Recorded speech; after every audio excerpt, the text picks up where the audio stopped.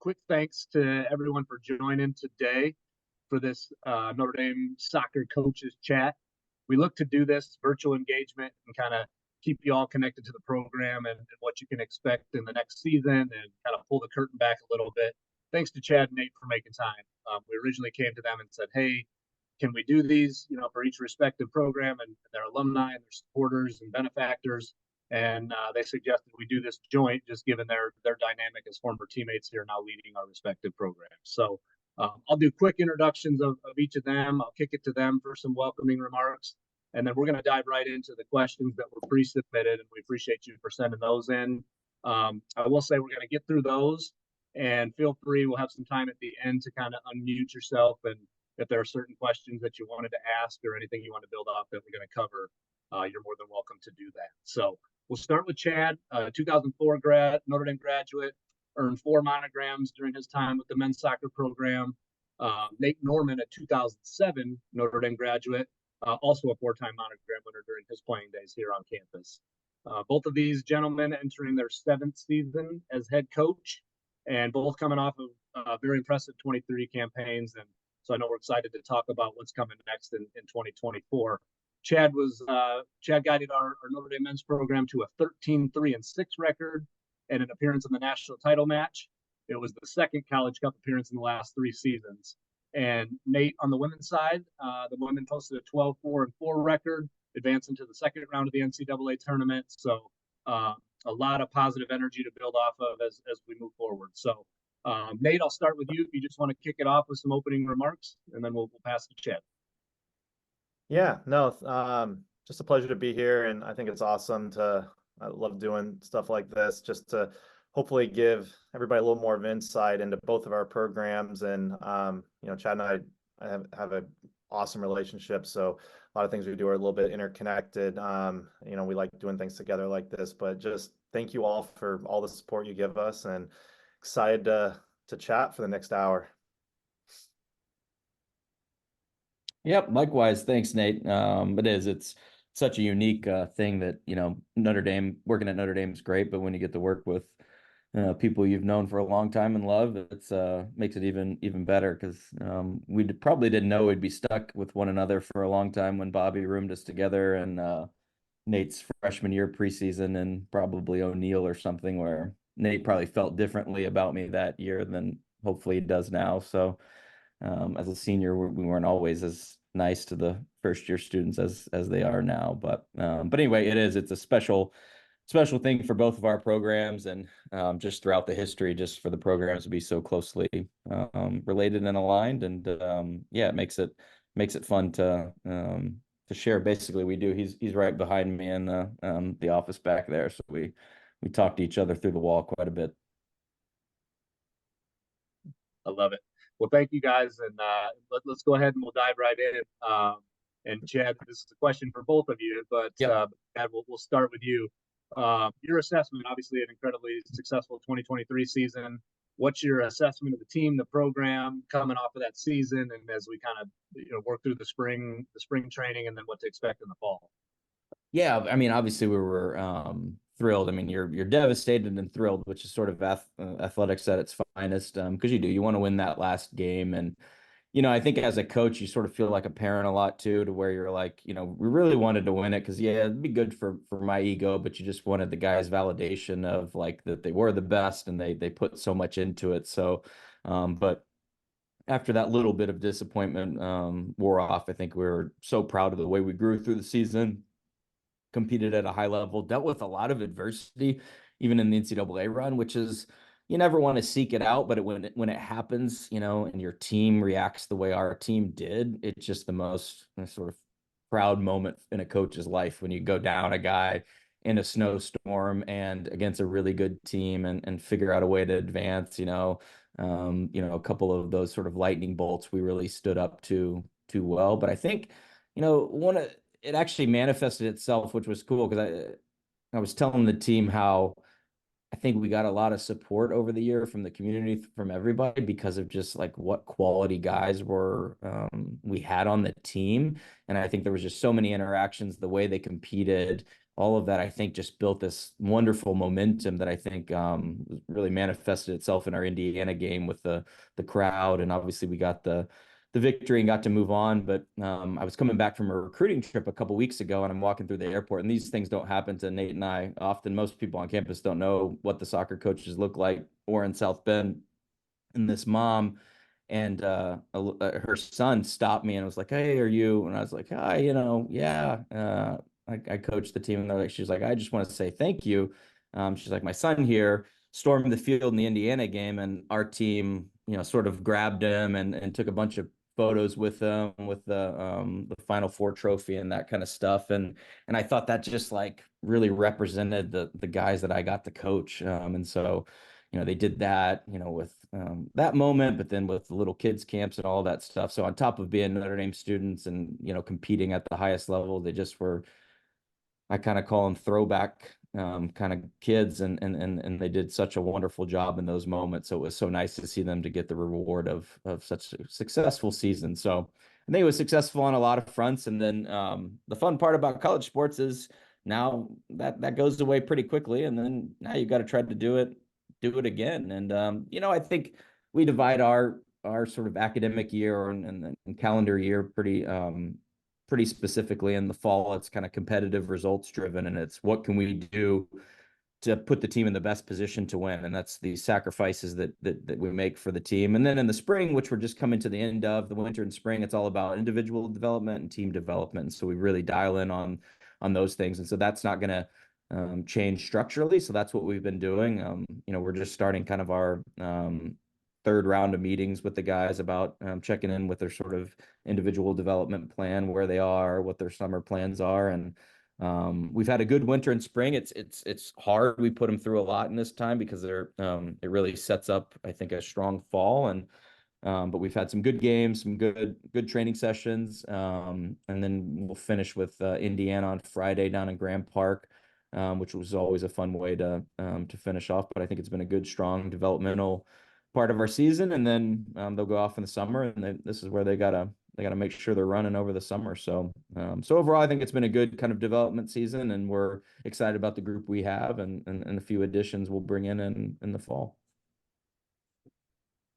That's great. Thanks for sharing that. Just kind of like I said, behind the scenes and what we can expect, and awesome to hear about how you guys just represent the program themselves. And that's reflective of your leadership, Chad. So appreciate that. Nate, I'll kick it over to you. Great 2023 regular season, got into the postseason. I know your standard, right? Always want more, but just kind of reflecting back on that season, and then as you're working through the spring, anything you're willing to share.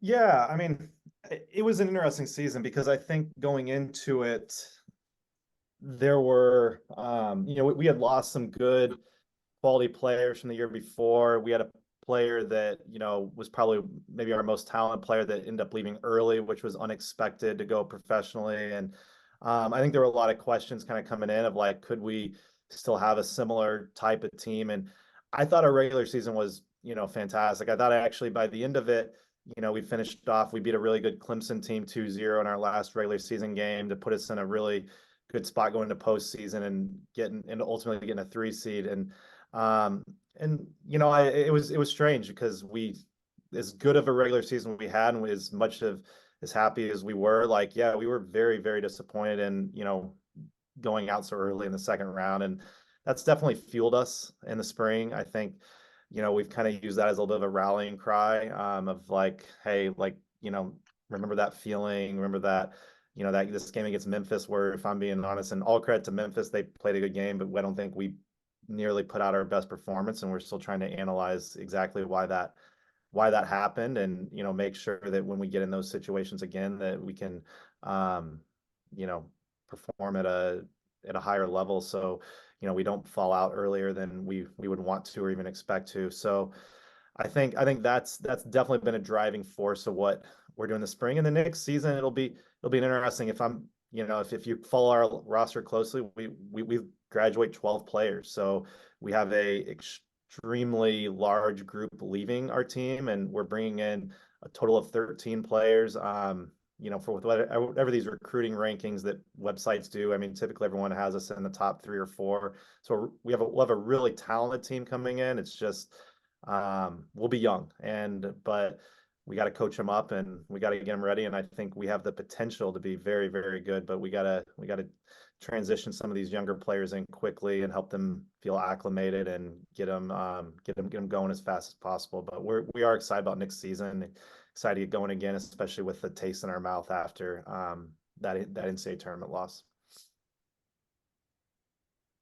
Yeah, thanks, Nate. Nate, appreciate that. And this next one is for both of you, and Nate, we'll stay with you. You talked about graduation. One of the questions that came in is coming off of these successful seasons you both just talked about. What do you see as the biggest challenge or potential speed bump as you enter fall 2024? Yeah, I think kind of exactly off of what I just talked about for us. We'll be young, so trying to build a culture right now that we can seamlessly transition a big group of players, because we expect there's going to be a handful of them that'll play a large part on the field of what we do, and how to simplify things from a teaching aspect, but also just acclimate them into college, and just help them transition into the academic part, the social part, making sure that our current team is welcoming and can be able to have an environment, a culture where they can feel comfortable with it. Like for me, like that's such a big part of what we need to make sure we do well to reach our potential, is to essentially bring in, like I said, it'll end up being 12 freshmen and a grad transfer, and that's going to be a challenge, but we're excited to take that challenge on. And our staff has done a good job.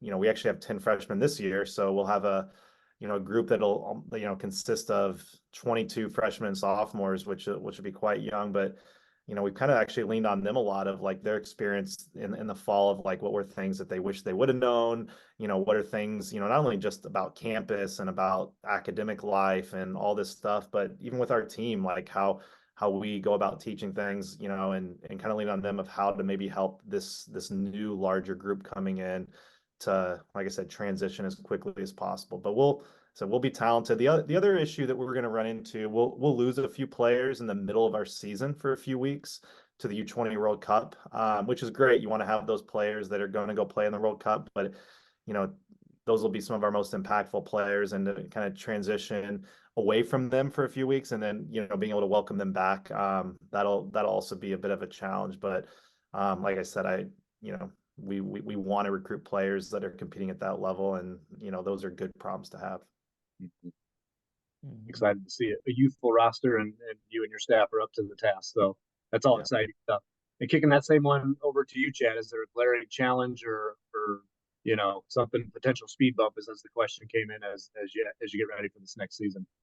Yeah, I think so. I mean, I think that's why you try to, something that I know Nate and I think we've had on the men's side for, some of these guys on the call, we're been around the programs. We've always had a good, strong culture. And I think that's why you're sort of always working on that culture in your team, so that when these things come up, you're able to handle them. But I think the things that, are in the back of my head a little bit is, there's certainly some key positions that we feel good about, but our goalkeeper, was a first team All-American and had a great year, Patty, Ethan, Russo. So there's some positional stuff that we'll have to work through, but I think guys are performing at a pretty high level right now in the spring. And now can they do that with consistency through the fall? So I think there's that. And then I think, the part that's we're trying to manage is also the expectation of like the senior class is only, lacking one trophy. And it's a hard one to get, but I think they're very driven to get it. And now you want to keep that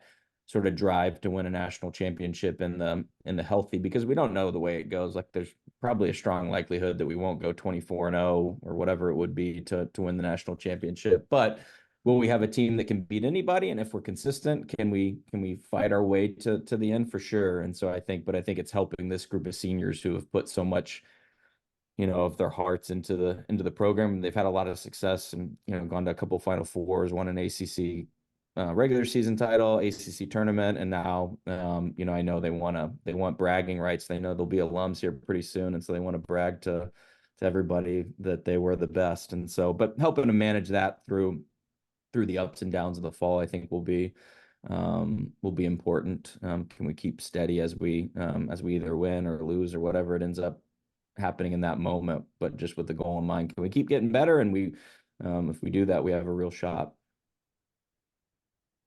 That's great.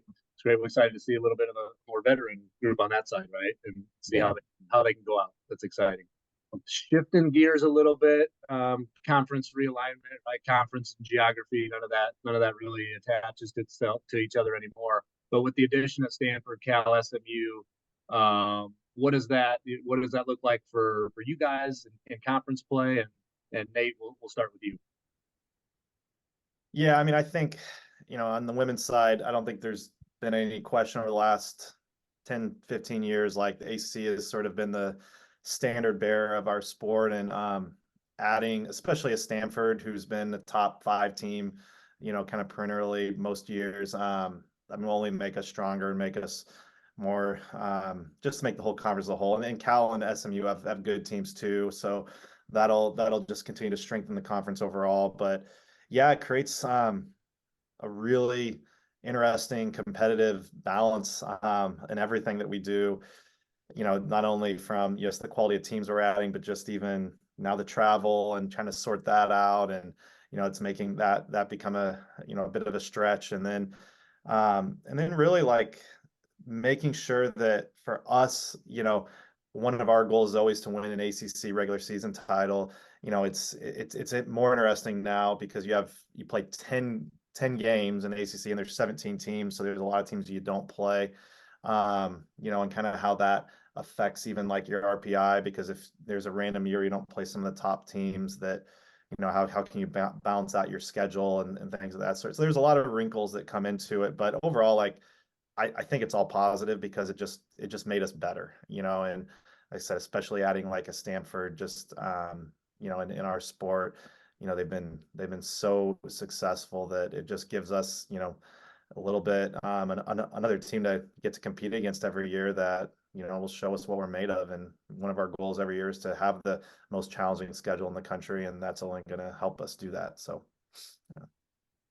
That's great. No, I know you guys aren't shying away from any of that. And then Chad, how about you? Expectations for the league this season? Those 3 programs coming in. Yeah, I mean, I think, SMU and Stanford on our side are kind of that top 10, top 15, and Cal obviously is a good program as well. So I think, our conference is similar to the women, but I mean, we've been the best conference for a while in men's soccer by kind of a big stretch now. I think there's, in the last 10 years, 9 of those, there's been 2 ACC teams in the Final Four. So I think that part's just adding stronger teams, which is great. I think, kind of like Nate alluded to, the challenge is like this weird, feeling is like, well, are we a league if we don't really play everybody? So, there's 15 men's teams. We're going to play 8 conference games. So, roughly half the conference you're not playing. So, like, who's the regular season champ? And then the tournament was a big challenge for us. And so, sort of all 15 teams will get in because that works on the men's side with the RPI. There's usually, every once in a while, there's someone that'll drag you down, but typically we've had a good kind of strong bandwidth of RPI. And so, but that's probably, and obviously there's some travel things, but that doesn't fall on us as much as maybe some other sports that have to play more games. But I think the biggest negative is like trying to figure out how to make it a league, which, it's great. And it's sort of like scheduling partners to me, but that's the part that makes it a little bit trickier because we're not in our divisions anymore. So we're just sort of, you have this 4-year rotation where you play everyone over that time. But yeah, I think it makes a good conference. It's the same amount of games to schedule for us, so it lets us kind of execute a normal out of conference schedule, which has been good for us. But then yeah, overall, I think it'll be exciting to go to some new places. Traveling west is tricky, so we'll have to learn from that. Fortunately, this one will be over fall break, our trip to Berkeley, and so I think that'll help us. But I know from previous seasons, when you go out west and then come back out, it can mess with you a little bit. So it creates some new problems for us to try to navigate. But at the end of the day, we're base, you're just happy to play in the best conference in the country with the resources that help you manage the travel and different things as well as we can. And obviously a lot through Rockney donations, we're able to make travel as good and as efficient as possible. So yeah, I think overall it's a positive. Now it's just kind of adapting, adjusting, and seeing what what do you need? What, if anything, do we need to change in our scheduling or the way we do things and things like that? So just trying to get ahead of things as much as we can, but also we're just going to learn from. It's a new challenge. Absolutely. Absolutely. Thanks for that, Chad. Nate, coming back over to you, and this is a pre-submitted question, and you kind of hit on it, but the question is, the defense took a hit with graduation, and yes, new defenders with experience, maybe not a ton or necessarily who played consistently in a lot of minutes. Are there freshman prospects that you have a feel that are going to step in and kind of make an impact right away? Anything you look to do strategically differently on defense, whatever you're willing to share with the group would be awesome.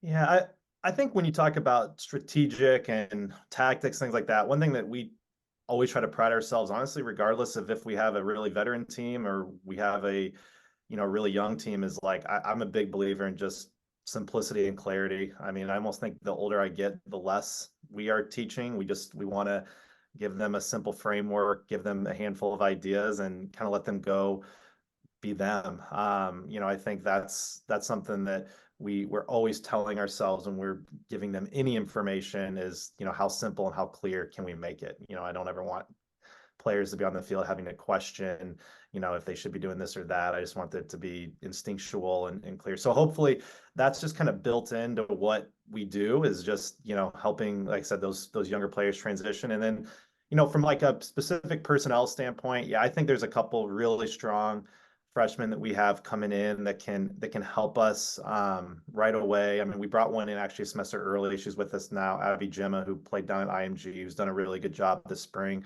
There's a player from Dallas, Abby Mills, who will be a freshman next year, that I think is an extremely talented player that'll be able to give us great time in the back line, even as a freshman. And then we also have some good returning players. So Fisher played, she'll be a senior next year, played in the back line a lot for us. Claire Logan, who's a U20 national team player on Canada, was a freshman this past year and got some really good minutes. I think she'll make a big step this upcoming year. And then we have some other players I also think can give us good minutes. They're also competing for spots. They're returning players, so we feel good about it. But yeah, Ava Gattino and Winai Hudson were two players that we kind of had back there for like the last 3 years, almost every minute. So playing without them will be a little bit of a shift. But exciting thing about college is you get to move players on to sometimes big and great things, and you get to then acclimate a new talented player and watch them grow, and that's what we're excited to do. Awesome. Thanks for that, Nate. And Chad, coming over to you, kind of hitting on the recruiting a little bit here, is the question that came in is how to best prepare someone to get on your radar. And I guess the question, to sum it up, is you and your staff, right? Is it there camps that you're kind of keeping an eye on some PSAs, or what does that look like? High level, whatever you can share would be awesome. Yeah, I know. I saw that note. I don't know what, because I think it depends a little bit on what year they are in school. But I do think, really that probably sophomore summer, so summer after your sophomore year, going into your junior year, you can start to think about the camps and getting on people's radars, because you do start to sort of build your database during that time. You're not really watching, first years and or freshmen a lot in high school, but I do think, camps. And so we do them on campus here. And then I work with some other ACC coaches, and we do some camps kind of around the country to try to get to you. And then, it's just very simple stuff of one, the camps are a great opportunity. Two, emailing us and just giving a schedule. That's something that we try to get back to everyone that emails us. And then, I specifically, any alums, I always try to make sure to take the lead with that. But that's a good way to get on our radar that way. And then it is basically big events, and our camps are what where we go recruit. So I think anybody looking to help, that's those are important first steps. And then I think, I always tell people, it's start to pick the school for the school first, and then, build, start to see what soccer programs they have. But it is a good question. And then I saw the question. It has changed over the years, but I do think that kind of sophomore summer, going into your junior year, is a good time to really start to zero in on things.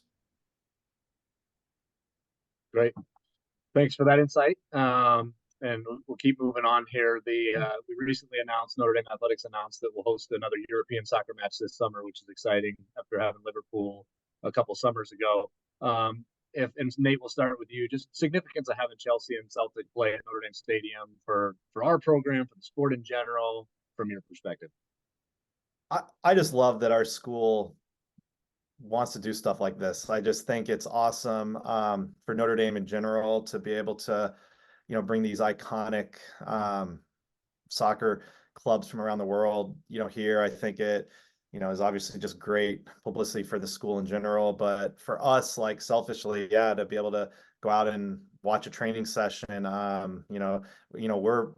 we'll actually have our team already on campus, for preseason during this game. So, our plan is to try to take the whole team to the game. And that type of opportunity is extremely unique. And it's wonderful. Like, our players, so, well, we don't have anybody currently on the team, but I remember, how much they talked about enjoying watching Liverpool train when they were here, and they actually had the women's team here too. So they got to watch both the men's and women's team train, and, and hopefully we'll have that same opportunity to kind of be a little bit more up close and intimate with these teams when they come in and watch them train. And all that stuff is just, yeah, it's just positive for us. And, and Chad and I think are really fortunate, we coach a sport that, that our school is kind of really wrap their arms around, and, want to bring in these clubs that have such amazing history. And it only helps us out as we run our programs, for sure.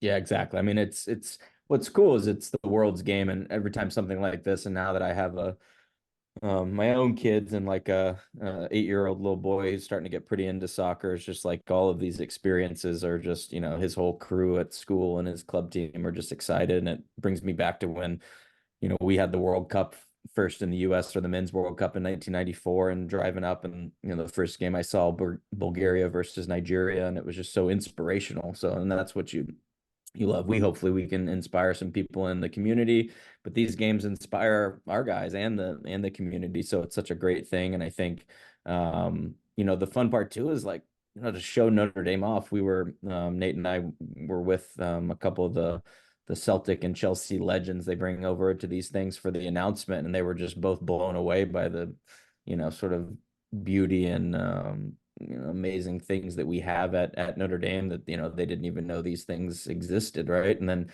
from the Liverpool game, we're always recruiting at Notre Dame. The CEO of Liverpool's daughter just took a visit to Notre Dame because of his time spending on campus with Liverpool a few summers ago. So I think it's just cool to bring the world's game to Notre Dame, but also, sort of Notre Dame continues to put itself out there into the world. And then, yeah, for our guys, it's just so inspirational to see a training session, to see, there's a guy from the ACC that'll be starting starts for Celtic that played at Wake Forest, so that, to see that, hey, maybe it's a possibility. That's awesome. Did not know that. That's a fun fact. And that'll be exciting in July. Hopefully, a lot of folks on this call, a lot of former student athletes and Monogram owners will be back for that. Can't get through one of these calls without talking about name, image, and likeness, right? So, Nate, we'll jump over to you, but anything you can share of how NIL's impacting women's soccer, positive, negative, anywhere in between? It's a good question. Yeah, I would love to tell you that it's not really involved in our sport, but it absolutely is. I would say, our team, the team that won the national championship this past year in our sport probably has 2 times the payroll of anybody else in the country right now to win. And I'm not saying that's why they won it. I'm just saying that's the reality. I think, if you are recruiting a top 15, 20 player in the country, unless they are someone who is just very into academics, or they have some connection to Notre Dame in general, there's going to be a price tag on them. And, typically they either have a club coach or some sort of NIL agent that is also doing their bidding for them, that before they even come on a visit, they are asking you what the number is, or telling you what their number is. And you're trying to have navigate, even how to communicate that, because there's even some interesting rules that, I mean, I'll be honest, I'm sure that, most basketball and football coaches don't follow. And sorry, you are getting extremely transparent, Nate, right now, but I'm just gonna give it to you anyways. And it's created quite some weird dynamics within our sport. I think within the locker room, it creates an interesting dynamic, because as soon as you do it for one kid, you might have 7 other kids that are thinking to themselves, well, hold on a second, I was a second team All-American, or I was, first team All ACC. Where's mine? And then it's how to essentially raise that money, because we're obviously still trying to raise money for things like could be to fund chartered flights and things like that, because those are a big deal in terms of class misses and getting their time back, which is the most valuable resource. But to compete at the top of our sport, it's a real challenge to deal with. And then the other challenge that I would say that we run into is now more and more players on the women's side are choosing to go pro early, whether they're not even attending college in general, or it could be your current players. And we just had a player a year ago that left 2 years early. We had a player this past year that left a year early, had another year of eligibility. And I think even sometimes even to potentially keep those players in your program, having the NIL funds can be helpful, because they might look at it and say, hey, look, if I don't take this, I could be losing a financial windfall depending on if I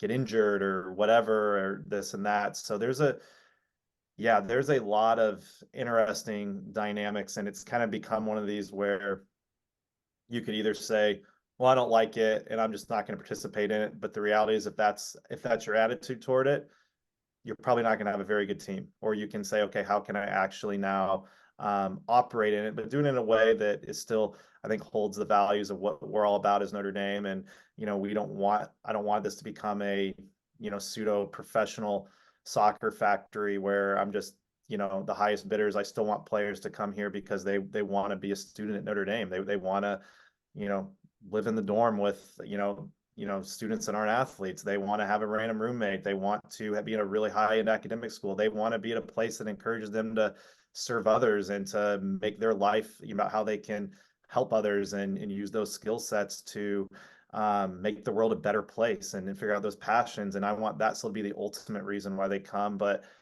yeah, if we don't participate a little bit in it, it is tough to get sort of the top kids in our sport that can allow us to compete for national championships.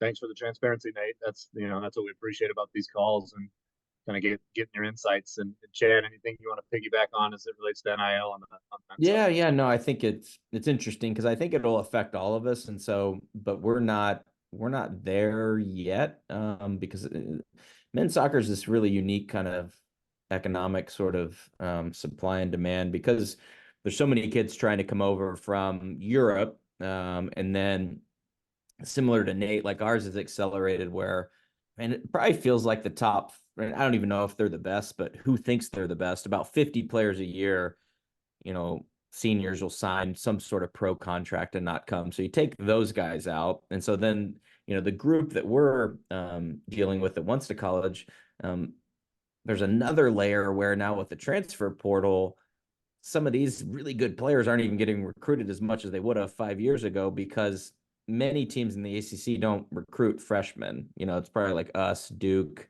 and so it's interesting where the sort of economics of it lends itself to not being a thing. So now we're still in the 9.9 scholarships. I mean, women's soccer has 120 more programs and 4 more scholarships per program, basically. So we're still trying to help kids pay for it by scholarship, and so it's usually not no one. I mean, I think one person in my 7 years right now has had a full scholarship for 4 years, whereas it's just different with other programs. So it hasn't happened. I kind of like to Nate, we had a meeting about it the other day, is like, all right, how do we, what is sort of the Notre Dame version of NIL, even outside of like, the competing for talent, whatever, talent acquisition, that's going to be the reality. But for us, it's like, someone that's, been committed, gotten through Notre Dame, like what can we do with these sort of rules changing, whether it's some sort of graduation bonus that you can start a company with or buy a house with, or, I'm not talking about huge amounts of money, but like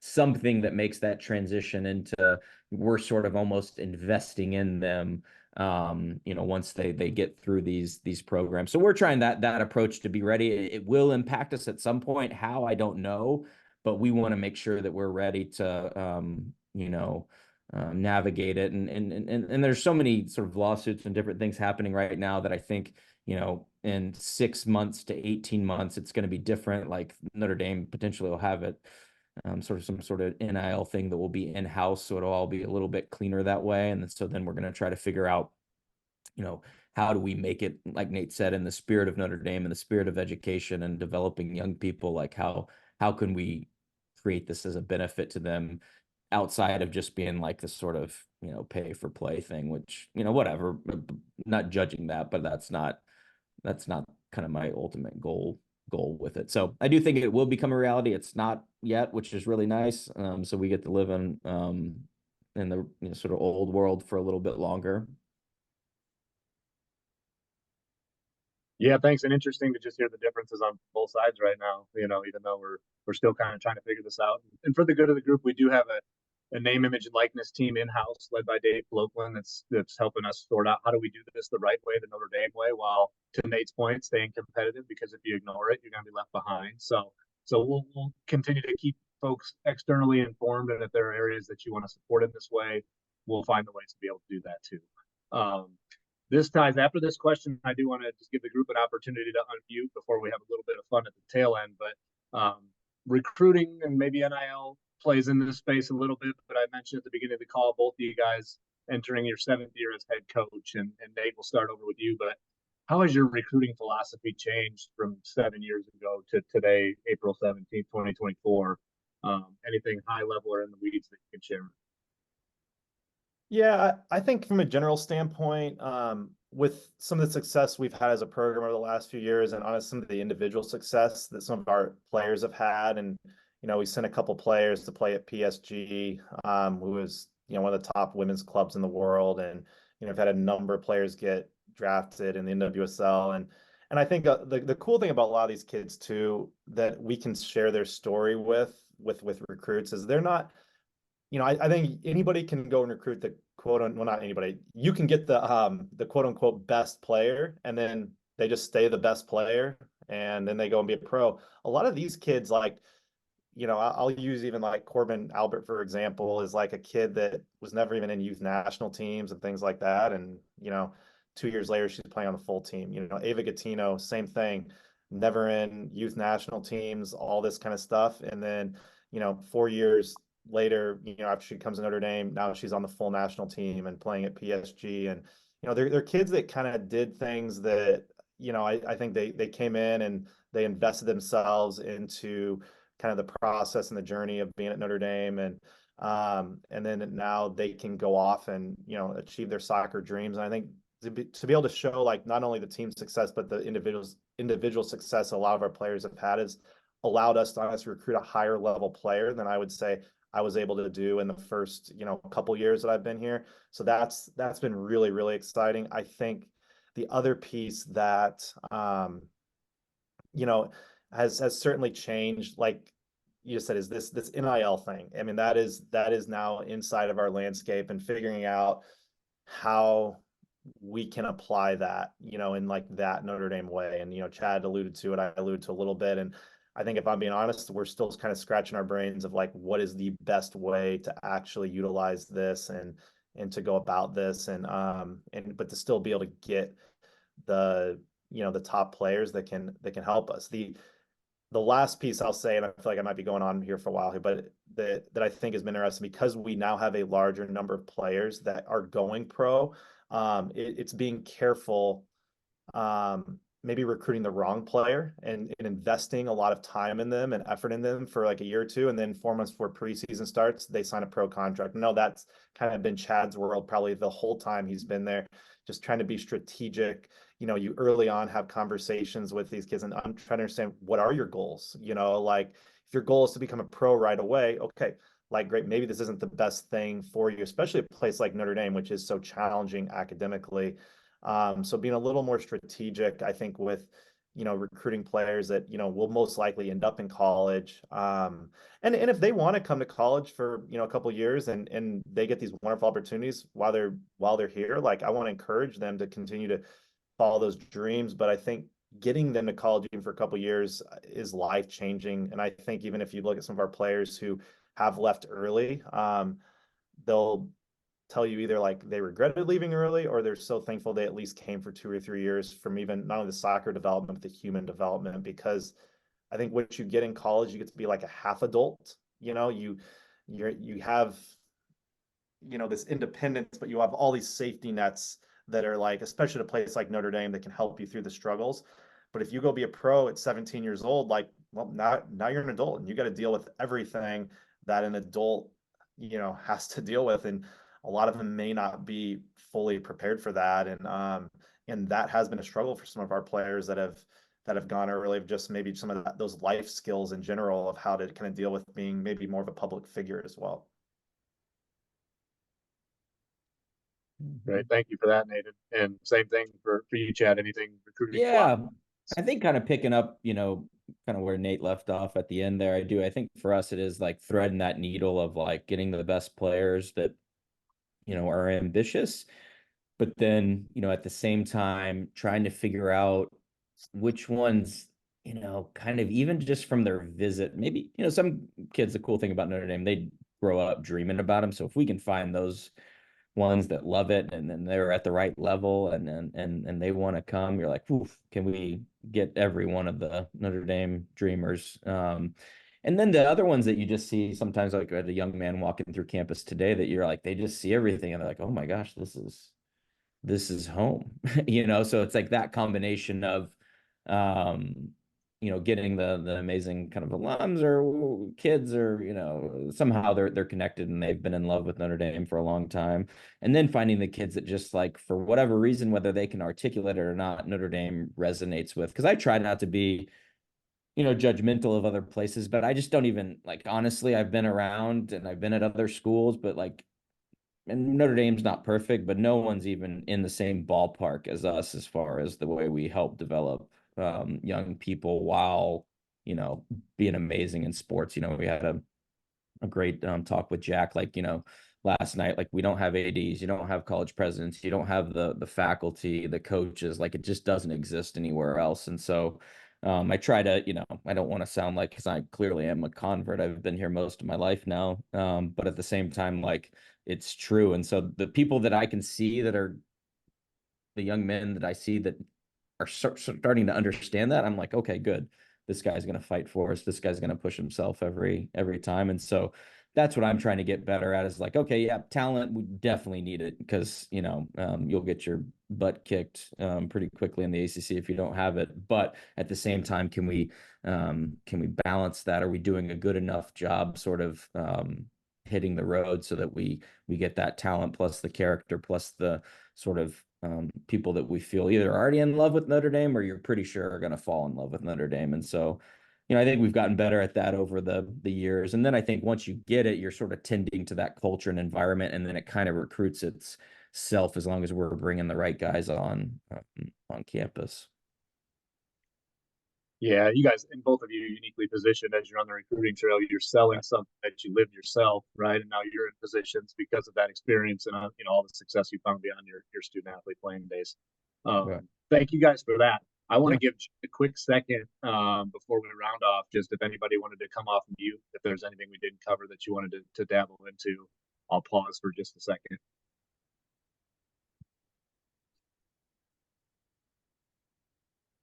Matt, are we able to ask a question? Is that what you said? Yeah, go right ahead. Thank you, everybody. Patrick Gorman, I ran track at Notre Dame, undergrad in 97. So not a soccer player at Notre Dame, but an athlete. I'm very curious about coaches. What percentage of your players in high school were doing more than just soccer? Any two-sport athletes? I know Jaden Greathouse, for example, on the football team played basketball, and I've seen that in the football. But I'm curious about soccer. because back in my day, we played a lot of different sports. And now it seems like watching my 15-year-old boy here in the American system in high school and club, it's like the coaches are just, your whole year you're going to play just soccer. And I've even heard that some coaches are making these kids in high school sign that they won't play basketball, football, baseball, anything other than soccer. So I just was curious about your Yeah. perspective on that and how you approach that. Thank Yeah, you. I think it's really short-sighted by a lot of the people in, because what you're saying is exactly true. So, how many guys played another sport in high school on our teams? Probably, 10%. Like Brian Dowd kicked football, a couple guys played basketball, but it's very few relative to like we're talking about more when we were students. Now, on the flip side, my kid will not be good at basketball, but will I make him play basketball? Yes, because it's good to play other sports just physically. But it's also, Giovanni Reina, who's one of our best young players in the country, he played basketball up until 8th and 9th grade because you learn, different situations, and there's so much value in that. So in short, not much of our team will play another sport, but 10-15% might have played a lot of basketball, maybe kick some football, but in general, they'll unfortunately have been pressured by club coaches and high school coaches from an early age, which I think is counterproductive to becoming the best soccer player. I think you can focus on one, but I think there's so many skills to be developed by finding a complementary sport, whether it's hockey, whether it's basketball, whether it's some sort of flow sport where you're playing with your head up and you're making decisions. Yeah. I agree. I mean, I would say probably about 10 to 15% of our players were two-sport athletes. Some of our best players actually were, most talented players. Like we have a couple that played basketball, a couple that actually ran track, did different aspects, different, whether they were sprinters or they had, I don't think we really have a distance runner, but they did more of the shorter stuff. But I'll get calls from a club coach that'll think that I'm going to be on their side, and they'll be like, oh, she's thinking about playing basketball her senior year. Like, will you talk her out of it? And I'm kind of like, no, like, whatever. Like, I That's think great to hear. Yeah, thank you. and I tell them, and what I usually tell the player is something like, look, like if you're going to play basketball, then like dive into it, play basketball. Like, like don't just, give it everything you have and figure out ways you can be a good leader, how, communication, you're going to have other, whether it's the way you move your feet or, all that kind of stuff, it's good. And a lot of times we're talking like 2.5 months. And so I don't see it as a problem at all. And I think it's actually a really good thing if they can still have even a secondary sport that they're playing. Even just from like I played basketball in high school, and it's like a stress standpoint. Like I could just go play basketball and it was like kind of like whatever. Like if we lost, I kind of was like, yeah, it's okay. I still wanted to win. If we won, I was like thrilled, and I didn't put the same amount of pressure I put on myself as maybe I put into soccer because I was, sacrificing so much for soccer. Thank you, guys. I'll leave you with a story that maybe you can use. I've been a professional headhunter for 20 years, so recruiting is a topic I'm personally involved with. But maybe you can use this story when you're recruiting a multi-sport athlete to join Notre Dame. Mm-hmm. Kobe Bryant was watching his 12-year-old daughter play basketball, and he was like, she's learning all this fancy stuff and not the fundamentals. So he's like, I don't remember when I was 12 years old what I did, but I think it was the fundamentals. So he calls Michael Jordan, Kobe Bryant. He goes, Mike, when you were 12 years old, what drills were you doing in basketball? And Michael Jordan says, Kobe, I was playing baseball. Let that sink in, guys. Thank you so much for your time. Thank you. Thanks, JP. And Bill put a question in the chat. I'll kick it over to you guys. Do you have a sense of when the fall schedules get posted?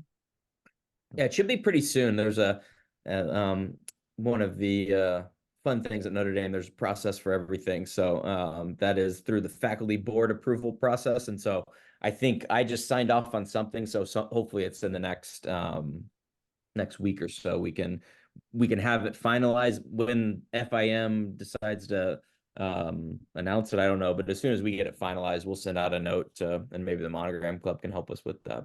Absolutely. Yeah. Soon. Same thing with us. We'll probably have it finalized in the next week or two. And we can send something out to, our alumni group and Monogram Club and all that stuff. But when will FIM put it up? Maybe probably not until like June or something like that. So yeah. We'd love to help get that out there, and that means we'll see Bill Beasley at my stadium quite a few times. yeah. I love that. All right, we got a few more minutes. Let's have a little bit of fun with it. Former teammates. Nate, we'll give you first opportunity here. What's one of your favorite memories of with or around Chad as former teammates a few years ago? I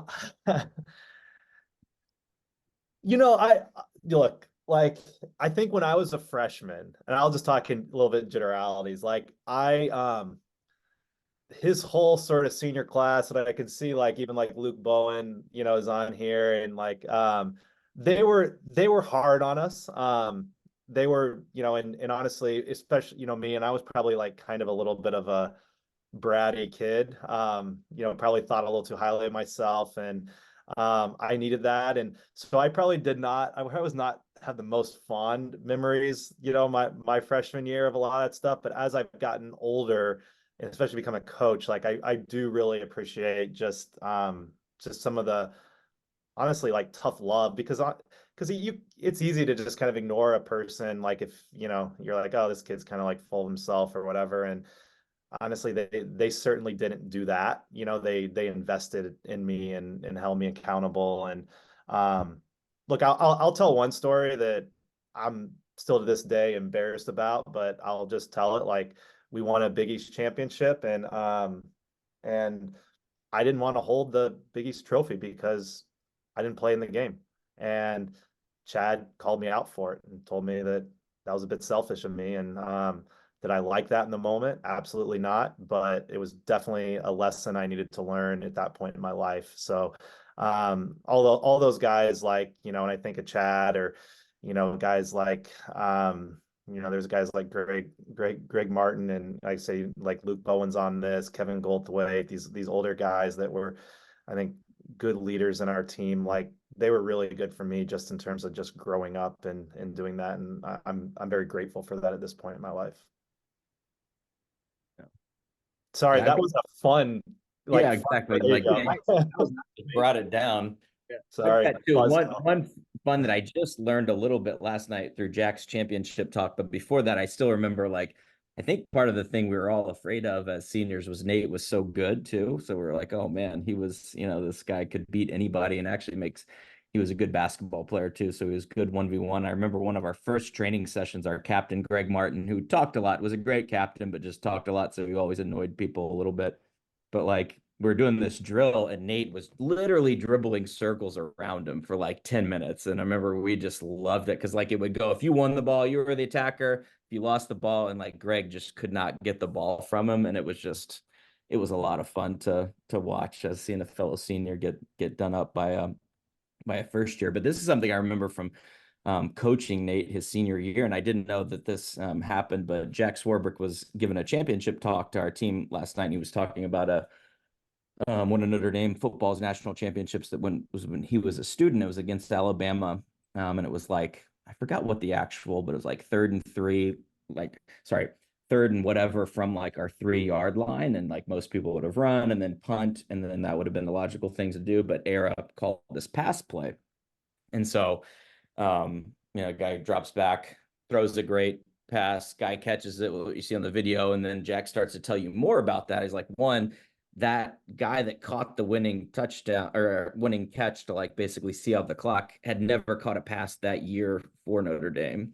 And then, but the funnier part was, now I'll hop out to Nate's, is like, Nate, I forget who we were playing his senior year, and he was having a great senior year doing it, but he sort of gestures us that he needs a sub, and we're like, okay, we don't want to take you out. And so he comes up over, and we're like, what's up? And he's like, oh, my contact fell out. And normally, like, you give extra context to the trainer, whatever. That hadn't happened. So Nate's like, all right, well, whatever. And he just sort of runs off, and you're like, all right, we'll coach the last 10 minutes of the game. And then, at halftime, about 5 minutes, into halftime, Nate's back and he's breathing heavily. And we're like, oh, what happened? Did you find some context? He's like, yeah, I drove home. So he drove to Castle Point and came back. And so that was always been this funny story. I didn't know it happened to anyone else. And Nate was driving through people's front yards. But last night I found out the tight end for that caught that important pass in Notre Dame football sports history he didn't have his contacts in because he left them at the hotel for that game. So I thought that was a really cool, and it's a good anecdote of like, what's it like to be a college athletics sort of coach? And you're like, that stuff, like you do all this stuff, we spend millions of dollars, and like the kid might forget his contacts at the hotel or at his dorm room, and that's the fun part of it too. But yeah, Nate didn't get a speeding ticket, didn't do anything, but he was committed. He was back and ready for the second half.